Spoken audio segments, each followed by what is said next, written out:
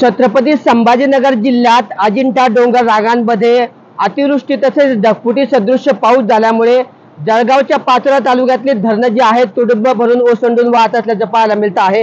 आपण आता जळगावच्या पाचोरा तालुक्यातल्या खडदवळा येथील हिवरा मध्यम प्रकल्प या ठिकाणी आहोत आणि हा जो प्रकल्प आहे सलग तिसऱ्यांदा 100% भरला असून ओसंडून वाहत असल्याचं चित्र पाहायला मिळत आहे। आणि त्या डोंगर रांगांमध्ये परवा आणि काल मध्यरात्री अतिवृष्टी झाली, ढगफुटी सदृश्य पाऊस झाली आणि त्यामुळे हे धरण 100% भरून ओसंडून वाहत आहे।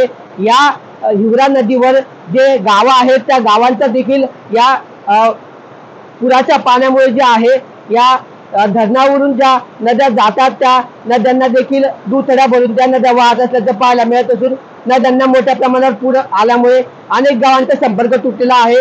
हिवरा मध्यम प्रकल्प हा ज्या आहे अनेक हेक्टर शेती ही अनेक हजारो हेक्टर शेती सिंचनाखाली असते, तर दुसरीकडे अनेक गावांचा देखील पिण्याचा पाण्याचा प्रश्न या धरणावर अवलंबून असतो। तारखेडा, गाळण, डोंगर गाव असेल, वेगवेगळ्या गावांचा या ठिकाणी पाणी पुरवठा या धरणावर होत असतो। त्यामुळे आता 100% धरण हे भरल्यामुळे या अनेक गावांचं जे आहे पिण्याच्या पाण्याचा देखील प्रश्न मिटलेला आहे, तसेच सिंचनाचे देखील या ठिकाणी शेतकऱ्यांना मोठा दिलासा मिळाल्याचं पाहायला मिळत आहे।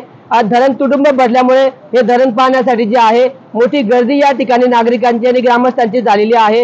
हे धरण सलग तिसऱ्यांदा या ठिकाणी भरलेलं आहे आणि त्यामुळे या ठिकाणच्या अनेक गावांचा जो आहे पिण्याच्या पाण्याचा तसेच सिंचनाचा प्रश्न हा मिटलेला आहे।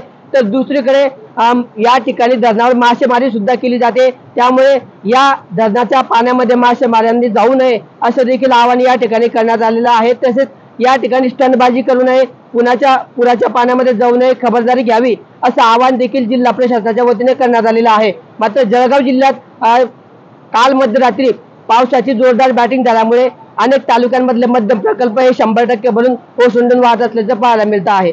किशोर पाटील, TV9 मराठी, जळगाव।